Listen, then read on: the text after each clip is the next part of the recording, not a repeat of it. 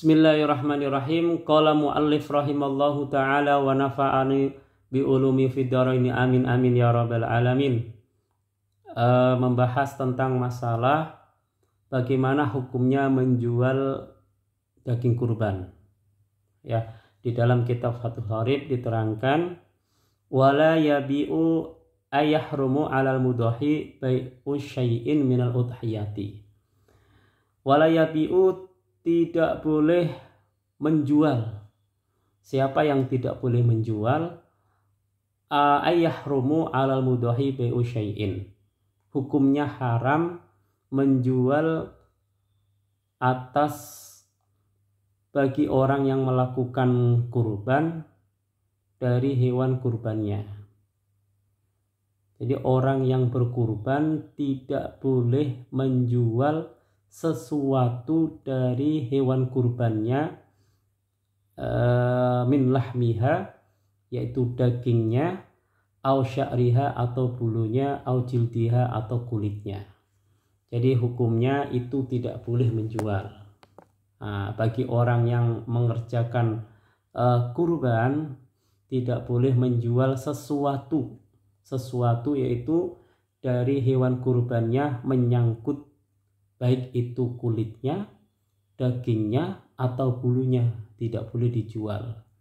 Ya, perlu diingat lagi, bagi orang yang melakukan kurban, ia tidak boleh menjual sesuatu dari hewan kurbannya, baik itu dagingnya, kulitnya atau bulunya.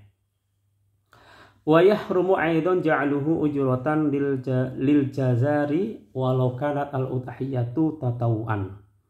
Begitu juga hukumnya haram menjadikan bagian dari hewan kurban sebagai ongkos bagi tukang jagal. Wa yahrumu aidan, begitu juga hukumnya haram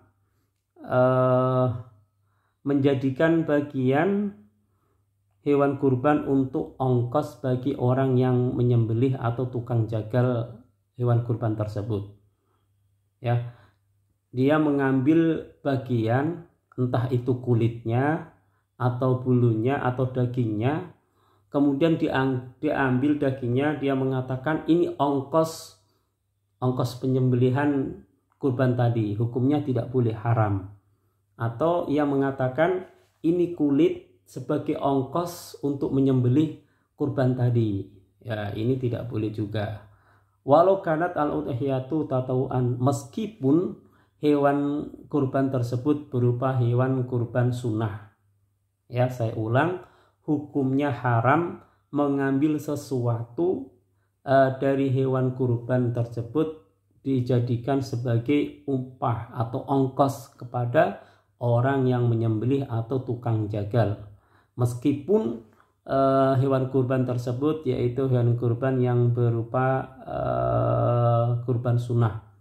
Ya, kalau hewan kurban nazar ya wajib diberikan semuanya kepada, tidak boleh memakan bagi orang yang berkurban. Seperti kemarin yang sudah dibahas, kalau masalah orang yang berkurban sifatnya nazar, maka tidak boleh memakan. Kemudian ini ada bahasan membahas tentang masalah bagaimana kalau orang yang berkurban ibadah sunnah, berkurban sunnah, kemudian mengambil daging atau kulit atau bulunya dijadikan sebagai ongkos atau upah, hukumnya tidak boleh, haram. Ya, begitu. Wa yahrumu aidan, begitu juga hukumnya haram bagi orang yang mengerjakan ibadah kurban sunnah mengambil bagian entah itu kulitnya atau dagingnya atau bulunya, kemudian ia mengatakan ini ongkos untuk penyembelihan kurban tadi, maka hukumnya juga tidak boleh. Saya ulang lagi, masalah menjual daging kurban hukumnya tidak boleh bagi orang yang berkurban, maka hukumnya haram menjual baik itu dari kulitnya, bulunya atau dagingnya, hukumnya tidak boleh bagi orang yang berkurban. Ya, kemudian permasalahan yang kedua adalah hukumnya haram juga mengambil bagian entah itu kulit atau daging atau apa, kemudian dijadikan ongkos bagi orang yang menyembelih, hukumnya juga tidak boleh. Kecuali ia menghadiahkan, ya, saya ulang, kecuali ia menghadiahkan. Ia misalnya mengambil setumpuk daging, kemudian ini hadiah kepada kamu, ini hadiah untuk kamu, nah itu tidak apa-apa. Tapi kalau sifatnya ia mengatakan mengambil bagian daging kurban tersebut, dia mengatakan untuk upah penyembelihan pemotongan kurban tersebut, maka hukumnya tidak boleh. Kalau sifatnya hadiah maka boleh, entah itu dari kulitnya atau dagingnya, maka diperbolehkan karena bukan ongkos atau upah, itu adalah hadiah. Wa yut'imu hatman minal udhiyati al mutatawwa'ati biha al fuqara'a wal masakina. Wajib memberi makan bagian dari minal udhiyah, bagian dari hewan kurban sunnah kepada kaum fakir atau miskin.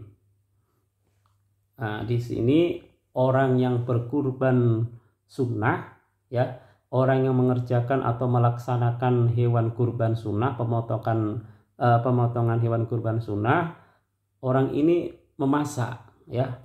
Setelah dimasak, kemudian memanggil fakir miskin untuk makan, ya, ini tidak apa-apa. Jadi hewan kurban sunnah tersebut ini dalam pembahasan ini kemudian dimasak. Setelah dimasak, orang itu memanggil fakir miskin, ya. Kemudian diterangkan juga yang dimaksud di sini adalah sebagian dimasak, kemudian yang sebagian lainnya yaitu dagingnya dibagikan. Wal afdalu at-tasadduqu bi jam'iha illa luhman aw lukaman yatabarraku al-mudahi bi akliha fa innahu yusannu lahu dzalika. Yang paling utama yaitu menyedekahkan semuanya. Jadi tanpa dimasak, kemudian orang yang melaksanakan ibadah kurban menyedekahkan semuanya, ya. Yang di atas kan orang itu kurban sunnah, kemudian dimasak sebagian, kemudian sebagiannya disedekahkan. Dalam yang kedua, lebih utama disedekahkan semuanya, illa lukmatan alukaman, kecuali ia hanya mengambil secuil saja, ya. Jadi hewan kurban tersebut disedekahkan semuanya kecuali ia hanya mengambil secuil saja, merasakan atau mengambil bagian sedikit saja, karena yatabarakut al-mudahi bi akliha, yaitu orang yang melakukan kurban tersebut mengambil secuil tersebut, mengambil keberkahan untuknya karena ia mengerjakan ibadah kurban. Jadi mengambil sedikit itu adalah keberkahan dari hewan kurban tersebut. Jadi semua dagingnya disedekahkan, kemudian ia hanya mengambil secuil karena mengambil keberkahan pada hewan kurban bagi orang yang berkurban tersebut. Fa innahu yusanu dzalika, karena sesungguhnya hal tersebut disunnahkan baginya. Jadi mengambilnya bukan 1/3 lagi, hanya sedikit. Dia hanya mengambil sedikit, yaitu ya hukum kadar sedikit, ya tidak terlalu banyak seperti yang kemarin yang dibahas, yaitu 1/3. Dalam kasus ini orang yang berkurban itu mengambil sedikit karena mengambil keberkahan daging kurban tersebut, karena hal tersebut yaitu disunnahkan, ya. Jadi semuanya disedekahkan kecuali ia hanya mengambil sedikit karena merasakan keberkahan dari hewan kurban tersebut, karena demikian itu disunnahkan. Jadi mengambil hewan kurban tidak tidak 1/3, tapi ia hanya merasakan keberkahan dari hewan kurban tersebut, karena tersebut disunnahkan. Wa idza akala al-baghdha wa tasaddaqa bil baqi hasala lahu thawabat tadhiyati bil jami'i wa tasadduqi bil ba'dhi. Dan ketika orang yang berkurban memakan sebagian dan mensedekahkan yang lainnya, maka ia telah mendapatkan pahala berkurban semuanya dan pahala sedekah sebagiannya saja. Jadi gini, orang yang berkurban itu memakan sebagian dan sebagiannya disedekahkan, maka ia mendapatkan ganjaran atau pahala berkurban semuanya dan mendapatkan pahala sedekah sebagiannya saja.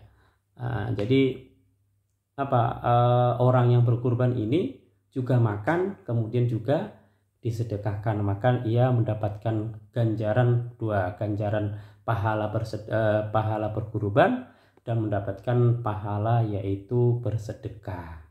Jadi saya ulang lagi, membahas tentang masalah menjual daging kurban. Bagi orang yang berkurban hukumnya haram, tidak boleh menjual daging, kulit atau bulunya bagi orang yang mengerjakan ibadah, melaksanakan ibadah kurban.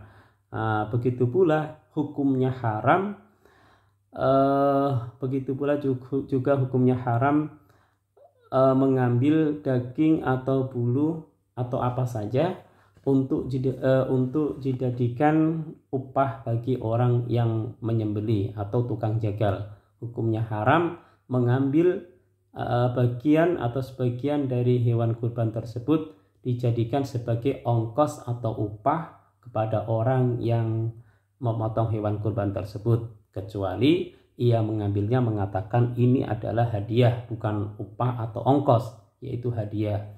Kemudian yang ketiga yaitu orang yang berkurban ibadah sunnah kemudian memasak sebagian, mengambil fakir miskin untuk makan sama-sama. Kemudian yang lebih utama adalah menyedekahkan semuanya daging kurban, kecuali ia hanya merasakan secuil, karena itu adalah disunahkan keberkahan dari hewan kurban tersebut. Kemudian orang yang berkurban memakan sebagian dan sebagiannya kemudian disedekahkan, itu mendapatkan ganjaran atau pahala dua. Yang pertama pahala berkurban, kemudian yang kedua adalah mendapatkan ganjaran atau pahala menyedekahkan dari daging kurban tersebut.